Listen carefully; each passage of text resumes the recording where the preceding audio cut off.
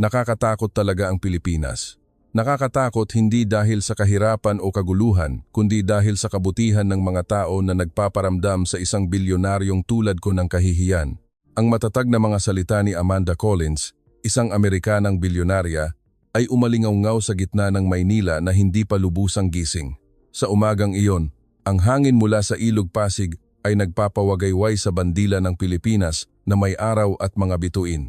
Isang babaeng kanluranin na nakasuot ng eleganteng damit ang lumabas mula sa isang 5-star hotel, ngunit sa halip na pumunta sa mga kilalang lugar, pinili niyang magtungo sa isang maliit na eskinita kung saan maririnig ang mahinang tunog ng dasal mula sa isang lumang simbahan.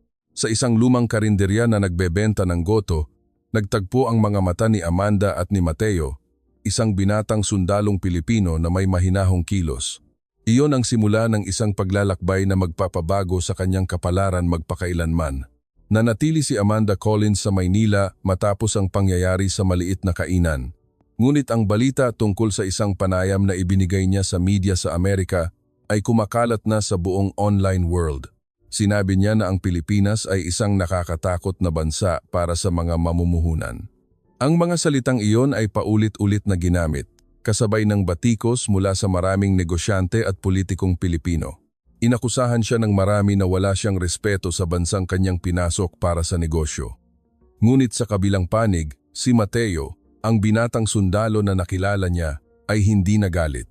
Sinabi lamang niya sa kanya, "Kung gusto mong malaman kung ang Pilipinas ay talagang nakakatakot tulad ng sinabi mo, sumama ka sa akin at makikita mo mismo." Nagulat si Amanda. Hindi pa siya hinahamon ng ganito ng sinuman. Karaniwan, lahat ay sumisipsip sa kanya. Ngunit ang mga mata ni Mateo ay kalmado at puno ng kumpiyansa, kaya hindi siya nakatanggi. Kinaumagahan, nakasakay si Amanda sa isang military jeep ng hukbong katihan ng Pilipinas. Nakasuot siya ng simpleng sombrero sa halip na mamahaling fashion hat. Umalis ang sasakyan sa Maynila, patungo sa direksyon ng Hilaga. Ang sementadong kalsada ay unti-unting kumipot bago naging isang baku-bakong daan na napapaligiran ng luntiang mga palayan. Sa daan, sinabi sa kanya ni Mateo, "Ang Pilipinas ay hindi lamang tungkol sa matataas na gusali at trapiko na nakikita mo sa Maynila. Ang Pilipinas ay may puso rin ng maliliit na tao sa kanayunan na tumitibok ng kasing lakas ng sinuman." Natahimik si Amanda. Tumingin siya sa mga palayan na hinahangin, parang isang kumot na walang katapusang iwinawagayway. Ang tunog ng mga ibong lumilipad sa kalangitan, ang tunog ng mga batang naglalaro sa malayo, ay nagparamdam sa kanya na para siyang pumapasok sa isang mundo na hindi kailanman naging bahagi ng kanyang mapa ng buhay. Huminto ang jeep sa isang maliit na baryo sa lalawigan ng Laguna.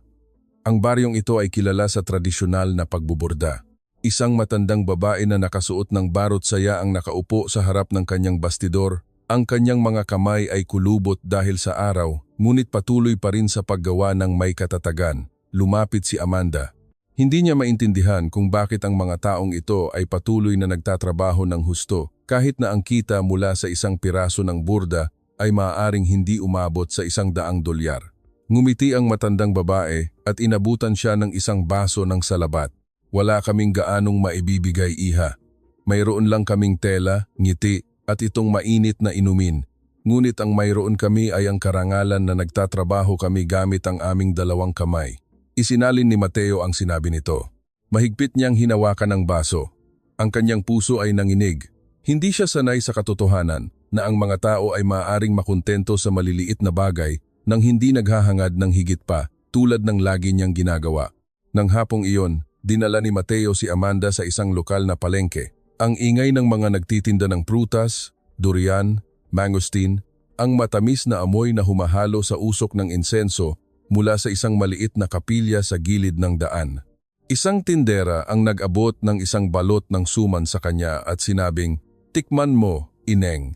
Matamis, tulad ng buhay kung pipiliin nating tingnan ang magandang panig." Sa unang kagat, ang tamis ng gata at asukal ay kumalat sa kanyang bibig.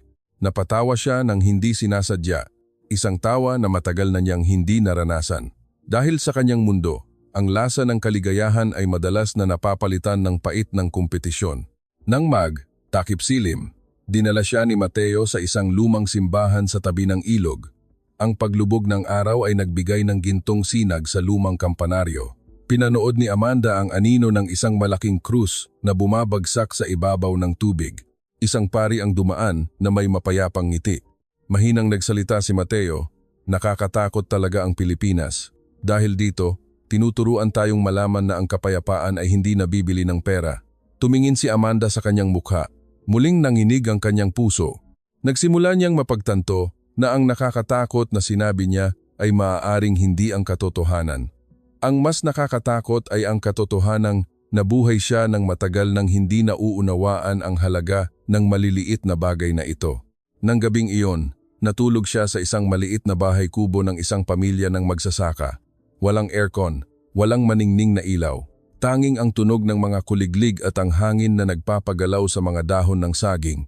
Ngunit ito ang unang gabi sa kanyang buhay na naramdaman niyang tunay na magaan ang kanyang pakiramdam. Ipinikit niya ang kanyang mga mata habang iniisip, "Marahil ito na ang simula ng paglalakbay upang mahanap ang katotohanan sa aking sariling puso." Matapos ang tahimik na gabi sa bahay kubo sa gitna ng bukirin, naramdaman ni Amanda Collins na para siyang nakakita ng ibang panig ng buhay na hindi kailanman umiral sa metropolis ng New York. Ngunit ang kanyang paglalakbay kasama si Mateo ay hindi pa tapos. Sa pagsapit ng bagong araw, makapal na ulap ang bumalot sa kalangitan ng Laguna. Nagmaneho si Mateo ng jeep, dinala si Amanda patungo sa Hilaga, sa bulubundukin ng Cordillera. Sinabi niya sa kanya na kung gusto niyang maintindihan ang puso ng Pilipinas, kailangan niyang tumingin ng mas malalim kaysa sa mga palengke o simbahan. Kailangan niyang makita ang mga tao sa panahon ng kanilang paghihirap. Tahimik na nakaupo si Amanda, pinagmamasdan ang daan na puno ng mga bundok at kagubatan. Ang hangin na pumapasok sa sasakyan ay nagparamdam sa kanya na tila dinadala siya ng mundo sa isang bagay na magpapabago sa kanyang buhay. Nang hapong iyon, nagsimulang bumuhos ang malakas na ulan nang pumasok ang sasakyan sa isang maliit na nayon sa paanan ng kabundukan ng Benguet. Ang tunog ng ulan na tumatama sa mga bubong na yero ay umalingaw-ngaw. Bigla, isang sigaw ang narinig mula sa kabilang panig ng kalsada. Isang grupo ng mga mag-aaral ang naipit sa isang maliit na sasakyan na tinangay ng flash flood mula sa bundok. Sinubukan ng mga taga-nayon na tumulong, ngunit masyadong malakas ang agos ng tubig. Natigilan si Amanda, namutla ang kanyang mukha. Samantala, si Mateo ay hindi nag-atubili kahit isang segundo. Kinuha niya ang lubid mula sa likod ng jeep. Itinali ito sa kanyang baywang at sumigaw sa lahat, "Hawakan ninyo ng mahigpit ang dulo ng lubid. Ako ang papasok." Pinanood ni Amanda ang eksena na parang isang panaginip. Ang ulan ay humahampas sa kanyang mukha. Nakita niya si Mateo na lumusong sa malakas na agos. Ang kanyang katawan ay halos matangay, ngunit ang kanyang mga mata ay nanatiling matatag. Nakarating siya sa sasakyan, binuksan ang pinto, at sinimulang buhati ng mga bata isa-isa. Isang maliit na batang babae ang walang malay. Mabilis siyang binuhat ni Mateo at iniabot sa mga taga-nayon. Nang makita ito ni Amanda, mabilis siyang lumuhod at tinanggap ang bata sa kanyang mga bisig. Niyakap niya ng mahigpit ang bata. Kahit na basang-basa at nanginginig sa ginaw, ang kanyang puso ay malakas na tumitibok na may pag-asang mailigtas ang munting buhay na ito. Bumulong siya sa sarili, "Sana maging ligtas ka." Makalipas ang ilang segundo, nagsimulang huminga ng mabilis ang bata at iminulat ang mga mata. Napuno ng luha ang mga mata ni Amanda. Tumingala siya kay Mateo na nakatayo pa rin sa gitna ng agos na parang isang mandirigmang hindi sumusuko. Nang mailigtas na ang lahat ng bata, nagsigawan sa tuwa ang mga taga-nayon. Ang ilang mga magulang ay napaluhod at umiyak sa sobrang curling. Isa sa kanila ang sumigaw habang umiiyak, "Sino ang nagsasabing nakakatakot ang Pilipinas? Ang anak ko ay nabuhay dahil sa mga kapwa ko Pilipino." Nanginginig na nakatayo si Amanda. Ang mga patak ng ulan ay humalo sa mga luhang hindi niya namalayang tumutulo na pala. Tumingin siya sa paligid at nakita ang mga taong nagyayakapan sa tuwa. Walang nagsasalita tungkol sa pera, walang nagtatanong tungkol sa katanyagan. Tanging ang kabutihang loob na mas malaki kaysa sa lahat. Nang gabing iyon, si Amanda at Mateo ay nanatili sa isang maliit na barangay hall. Ang ulan ay patuloy pa ring umaambon, ngunit ang kanyang puso ay puno ng init. Ang matandang babae na nakilala niya sa nayon ng mga nagbuburda ay nagdala sa kanila ng tuyong damit, kasama ang mainit na kanin at inihaw na isda na nakabalot sa dahon ng saging.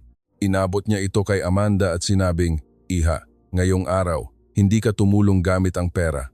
Tumulong ka gamit ang iyong puso. At iyan ay isang bagay na hindi matutumbasan ng halaga." Isinalin ito ni Mateo. Natahimik siya ng matagal bago mahinang nagsalita. "Marahil, ang tunay na nakakatakot ay ang paggugol ko ng buong buhay ko nang hindi nauunawaan ang kahulugan ng puso ng tao." Bago matulog, nilapitan siya ni Mateo. Tiningnan siya nito nang may kahinahunan at sinabing, "Ngayon, nakita mo na kung paano nakakatakot ang Pilipinas, hindi dahil sa gulo o kahirapan. Nakakatakot ito dahil sa kabutihan at sakripisyo na hindi kayang bilhin ng sinuman." Tumingala si Amanda sa kanya. Sa mga mata ni Mateo, walang pagyayabang, walang inaasahan, tanging ang katotohanan na hindi niya pa nakikita kailanman. At iyon ang nagsimulang yumanig sa kaibuturan ng kanyang puso. Ipinikit niya ang kanyang mga mata ng gabing iyon na may tanong na umuulit sa kanyang isipan. Kung ang pera ay hindi sagot sa lahat ng bagay, ano pa ang natitira sa akin na matatawag kong tunay na kaligayahan? Kinaumagahan matapos ang insidente sa Benguet, nagising si Amanda Collins na may damdaming hindi pa niya nararanasan sa buong buhay niya. Hindi na lamang siya isang bilyonaryo na nagmamay-ari ng matataas na gusali sa New York. Isa na siyang babae na nakasaksi sa buhay at kamatayan at natutunan na ang katotohanan ay maaaring wala sa mga dokumento ng pananalapi o sa mga graph ng stock market kundi nasa puso ng tao. Tiningnan siya ni Mateo nang may ibang paningin kumpara noong unang araw. Alam na niya na ang babaeng ito ay nakatayo sa isang sangang daan ng kanyang buhay at ang landas na pipiliin niyang tahakin ay maaaring hindi na maging katulad ng dati. Ilang araw ang lumipas, inimbitahan si Amanda na dumalo sa isang internasyonal na kumperensya sa negosyo sa Philippine International Convention Center sa Maynila. Ang kumperensyang ito ay nagtipon ng mga pandaigdigang negosyante at mamumuhunan mula sa iba't ibang bansa. Sa kanyang name tag, nakasulat ang Amanda Collins, former CEO, Collins Global. Ang salitang former o dating ay tila isang hiwa na malalim sa kanyang puso. Alam niya na ang board of directors ng kanyang kumpanya sa Amerika ay nagmamasid sa kanya. Gusto nilang magpakita siya ng pagsisisi sa kanyang mga sinabi na nakakatakot ang Pilipinas at pirmahan ang isang inihandang pahayag upang muling itayo ang imahe ng kumpanya. Ngunit sa kanyang isipan, naririnig niya ang mga sigaw ng mga bata sa Benguet, ang malakas na agos ng tubig, ang iyak ng mga magulang na yakap-yakap ang kanilang mga anak. Ang mga tunog na iyon ay sumasapaw sa boses ni Mateo na nagsasabing, "Nakakatakot talaga ang Pilipinas, ngunit dahil walang sinuman ang makakabili sa puso ng isang Pilipino." Nang ipahayag ng MC ang kanyang pangalan, umakyat si Amanda sa entablado. Ang bulwagan ay natahimik, ang mga ilaw ay nakatutok sa kanya. Daan-daang pares ng mga mata mula sa mga CEO at ehekutibo ang nakatitig ng may pag-asa. Binuksan niya ang folder sa kanyang harapan ang dokumento ng pahayag na ipinadala ng board ngunit dahan-dahan niya itong isinara. Tumingala siya na may matatag na tingin. Ang kanyang boses ay bahagyang nanginginig sa simula, ngunit habang nagsasalita ito ay lalong lumilinaw. Nakakatakot talaga ang Pilipinas. Isang bulungan ang kumalat sa buong silid. Marami ang nagtinginan. Huminto sandali si Amanda bago nagpatuloy.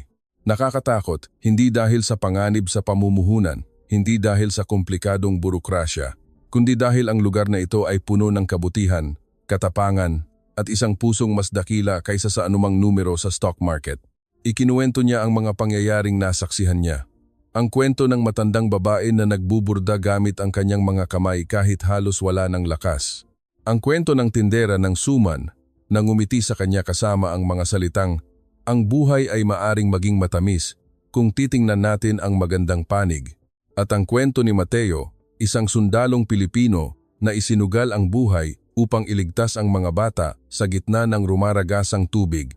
Ang mga bagay na ito ang nagturo sa akin na ang tunay na yaman ay wala sa mga numero sa bangko kundi sa pananampalataya sa isa't isa.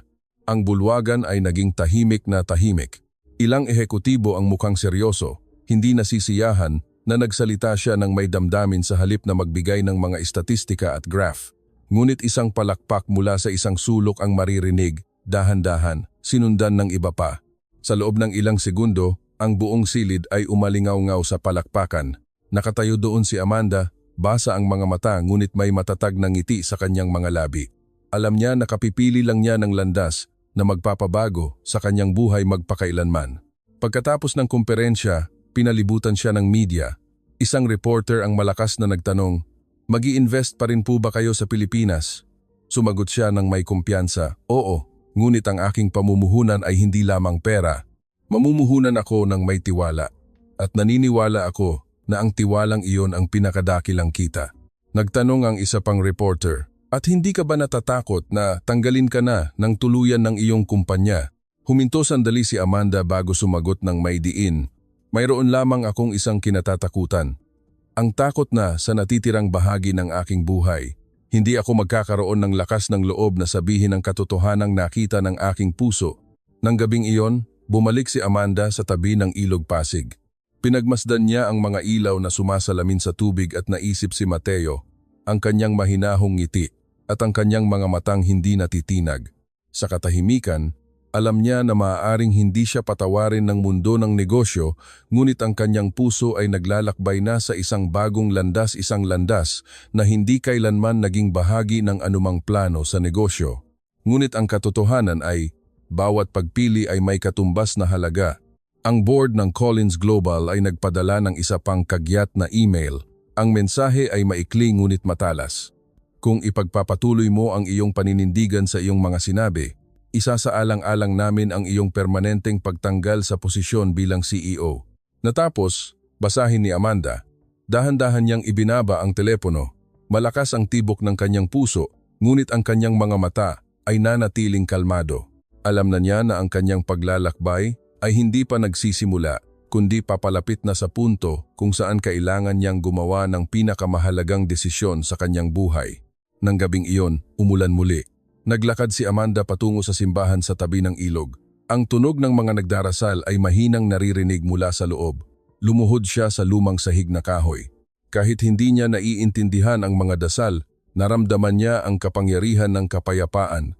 Bumulong siya sa sarili marahil ang tunay na yaman ay ang pagkakaroon ng isang pusong hindi kailangang bilhin at isang katotohanang hindi kailangang ibenta. At iyon ang gabi kung kailan nagpasya si Amanda Collins na manindigan para sa katotohanan, kahit na mga hulugan ito ng pagkawala ng lahat ng bagay sa mundo ng negosyo. Matapos ang talumpati sa PICC, ang balita tungkol kay Amanda Collins ay naging headline sa bawat news outlet sa Pilipinas at sa ibang bansa. Pinuri siya ng ilan sa kanyang katapangan na sabihin ang totoo, ngunit sa kabilang banda, ang ilang mamumuhunan at ang board of directors ng kanyang kumpanya sa Amerika ay tiningnan siya bilang isang banta sa reputasyon ng Collins Global. Ilang araw ang lumipas, isang email mula sa board ang direktang ipinadala sa kanya. Ang subject ay maikli ngunit matalim, pag-alis sa pwesto. Nakasaad sa mensahe na sinuspinde ang lahat ng kanyang kapangyarihan sa pamamahala at isang bagong CEO ang itatalaga sa lalong madaling panahon. Nakaupo si Amanda sa kanyang hotel room sa tabi ng Ilog Pasig. Tumingin siya sa mga ilaw na kumikinang sa ibabaw ng tubig. Ang kanyang puso ay mabigat, ngunit kakaiba, walang luhang pumapatak, na para bang naubos na ang lahat ng iyak niya mula noong araw na nakita niyang iniligtas ang mga bata mula sa baha. Kasabay nito, si Mateo ay nahaharap din sa panggigipit. Nalaman ng kanyang mga nakatataas na pinayagan niya si Amanda na pumasok sa kampo ng militar at subaybayan ang mga pagsasanay. Ito ay itinuring na isang paglabag sa disiplina. Hindi nagtagal, nakatanggap si Mateo ng utos na ilipat siya sa isang border outpost sa malayong kabundukan ng Kalinga. Nakarating ang balita ng kanyang paglipat kay Amanda isang umaga. Nagmamadali siyang pumunta kay Mateo sa isang maliit na kampo malapit sa Maynila. Nang makita niya itong nag-iimpake ng kanyang mga gamit sa isang kahon na kahoy, nanlumo si Amanda.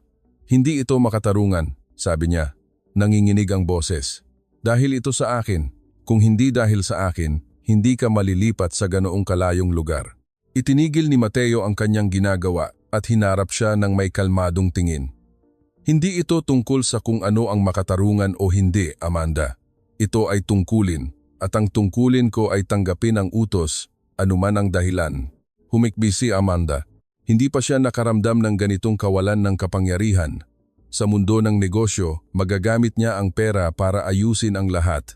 Ngunit dito, walang halaga ng pera ang makakabili sa karangalan at disiplina ng isang sundalong Pilipino.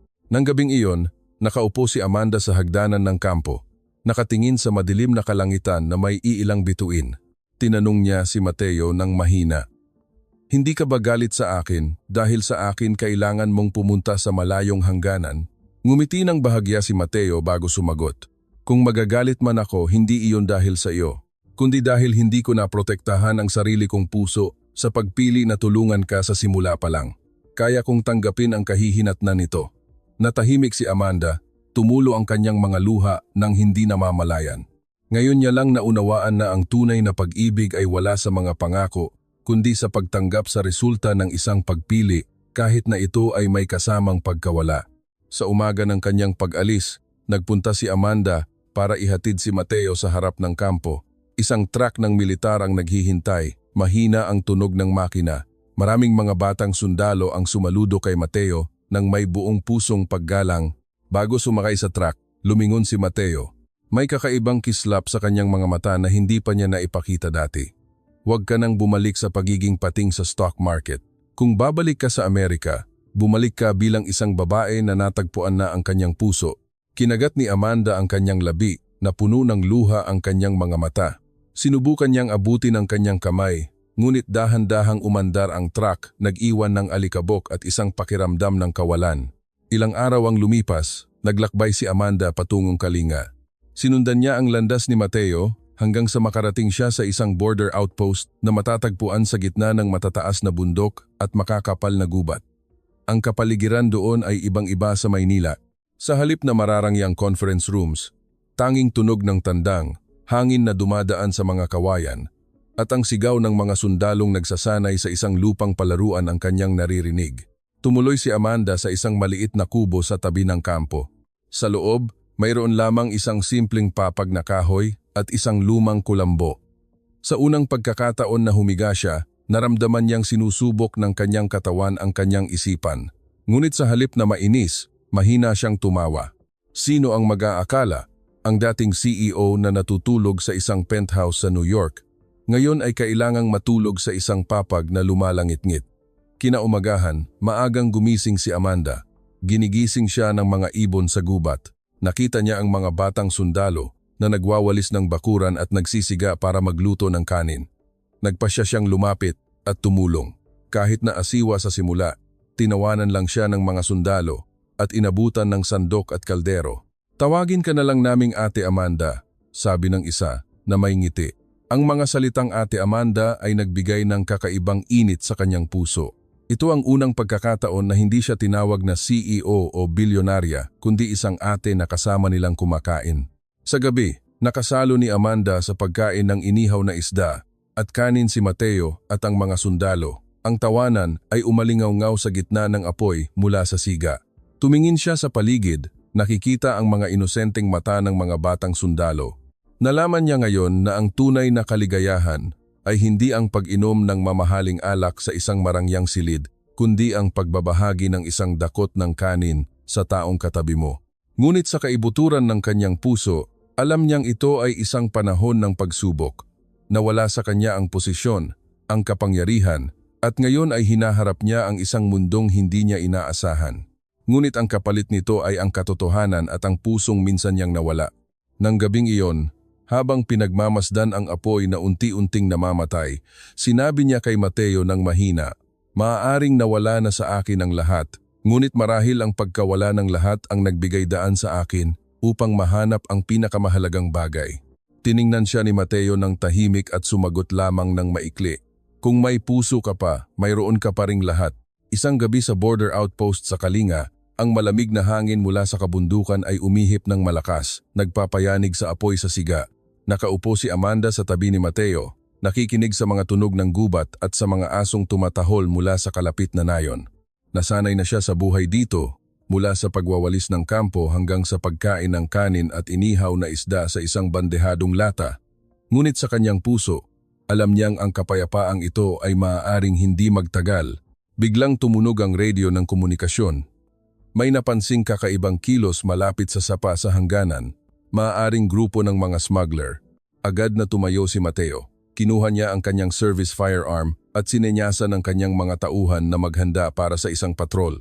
Malakas ang kabog ng dibdib ni Amanda. Sumunod siya sa kanya. "Aalis ka na ngayon?" Delikado iyan. Lumingon si Mateo sa kanya at sa kanyang mga mata. Nakita niya ang determinasyon at pag-aalala. Ito ang tungkulin ko, Amanda. Kailangan mong manatili sa kampo. Huwag na huwag kang susunod. Ngunit alam ni Amanda na hindi siya maaaring maghintay na lang. Nawala na sa kanya ang upuan ng CEO nang wala siyang ginawa. Hindi niya hahayaang mawala rin ang taong ito. Sa kalagitnaan ng gabi, pumasok ang patrol unit ni Mateo sa makapal na gubat. Ang kaluskos ng mga tuyong dahon sa ilalim ng kanilang mga paa ay salitan sa tunog ng kanilang mabibigat na paghinga. Itinutok ng mga flashlight ang mga bakas ng paa ng maraming tao at mga kahina-hinalang sako na nakatambak. Bigla, ilang anino ang lumabas mula sa mga palumpong. Umalingaw-ngaw ang putok ng baril sa gubat. Ang mga bala ay tumama sa mga puno. Sumigaw si Mateo, "Magtago!" bago sumugod para makipagbakbakan.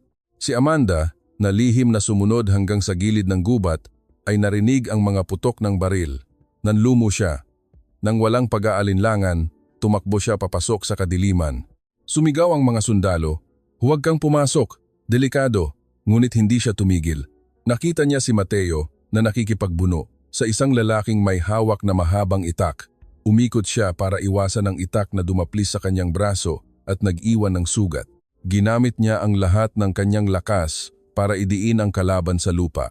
Kasabay nito, isang lalaki ang nagtutok ng baril kay Mateo. Nagulat si Amanda. Sumigaw siya ng buong lakas, "Mateo, mag-ingat ka." Ang kanyang sigaw ay umalingaw-ngaw sa gubat. Lumingon ang salarin at sa isang iglap, sinamantala ng isang sundalong Pilipino ang pagkakataon na lapitan ito at agawin ang baril. Isang putok ng baril ang narinig. Ang bala ay tumama sa isang puno, ilang pulgada lang mula kay Mateo. Matapos ang matinding labanan, nahuli ang lahat ng salarin. Iniulat sa radyo na tapos na ang misyon, walang nasawi. Ngunit si Amanda ay nanatiling nakatayo, maputla ang mukha, nanginginig ang puso. Lumapit si Mateo, dumadaloy pa rin ang dugo sa kanyang kamay. Hinawakan niya ang kanyang mga balikat, ang kanyang boses ay matigas at bahagyang nanginginig. Alam mo ba kung ano ang iniisip ko noong narinig ko ang putok ng baril? Naisip ko na mawawala sa akin ang lahat. At ang lahat na iyon ay ikaw. Tumulo ang mga luha ni Amanda. Humikbi siya. Ito ang unang pagkakataon na ipinahayag ni Mateo ang nilalaman ng kanyang puso. At ito rin ang unang pagkakataon na naramdaman niyang walang anumang yaman sa mundo ang makakatumbas sa mga salitang iyon. Niyakap niya ito, niyakap ng buong puso. Walang mga ehekutibo, walang mga reporter, walang board of directors. Tanging isang lalaki at isang babae sa gitna ng madilim na gubat na kalalampas lang sa bingit ng kamatayan. Nang gabing iyon, sa paligid ng siga, nakaupo si Amanda sa tabi ni Mateo.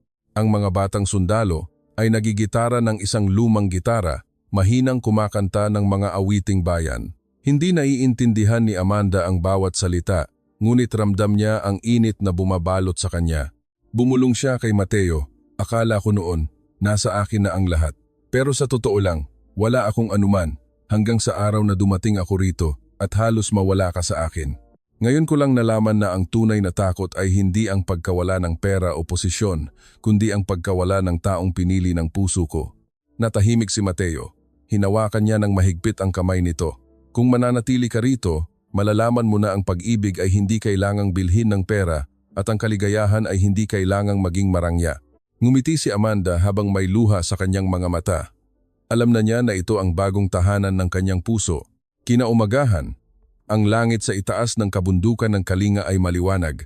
Ginigising ng mga tandang ang mga batang sundalo para simulan ang bagong araw. Lumabas si Amanda mula sa maliit na kubo. Nakita niya si Mateo na nakatayo sa gilid ng training ground. Nakasuot siya ng buong uniforme ng militar, ngunit ang kanyang mga mata ay nakatingin sa kanya. At sa mga matang iyon, nakita ni Amanda ang lahat, tungkulin, lakas, sakripisyo, at ang bagay na hindi niya inaasahang matatanggap tunay na pag-ibig. Ilang linggo matapos ang sagupaan sa hangganan, kumalat ang balita tungkol kay Amanda Collins sa pandaigdigang media. Mula sa isang dating bilyonaryong CEO, naging isang babae siyang tinalikuran ang trono ng pera para makasama ang isang sundalong Pilipino. Pinuri siya ng ilang news outlet sa kanyang katapangan, napiliin ang puso kaysa sakita, ngunit ang Collins Global, ang kumpanyang binuo niya, ay ginamit muli ang media para gipitin siya. Nagsampa sila ng kaso, Inaakusahan siya na naging sanhi ng pagkalugi ng kumpanya ng mahigit $250 milyong.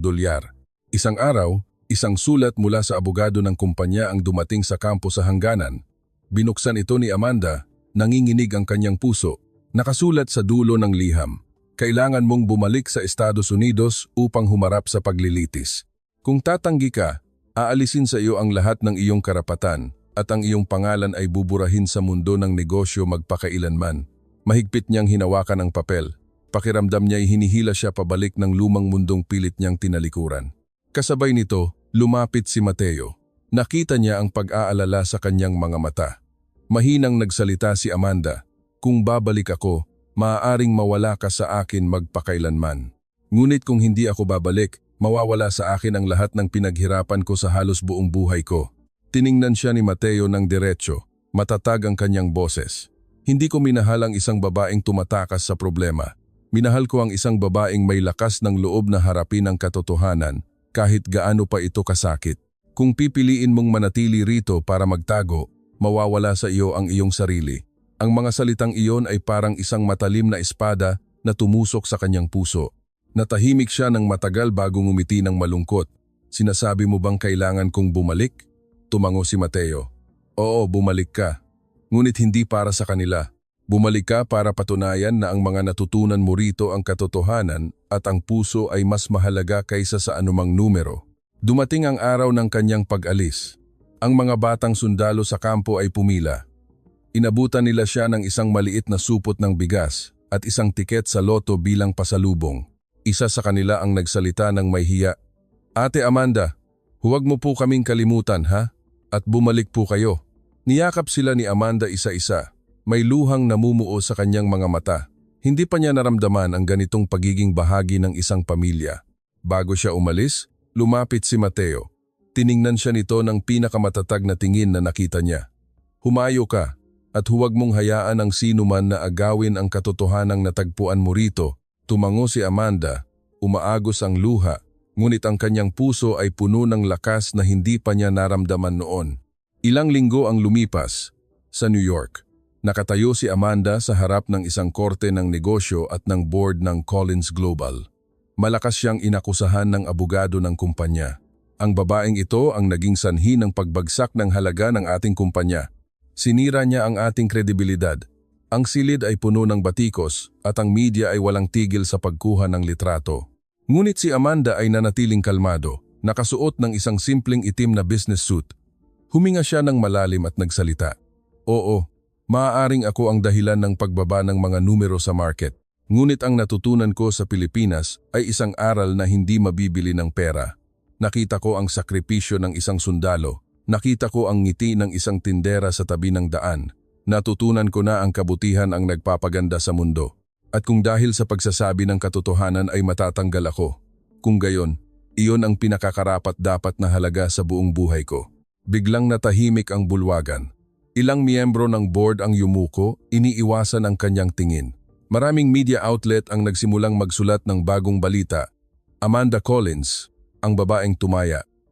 Gamit ang puso, hindi pera. Nang araw na iyon, hindi lamang niya prinotektahan ang kanyang pangalan, kundi hinamon din niya ang buong mundo na tanungin kung ano nga ba talaga ang yaman.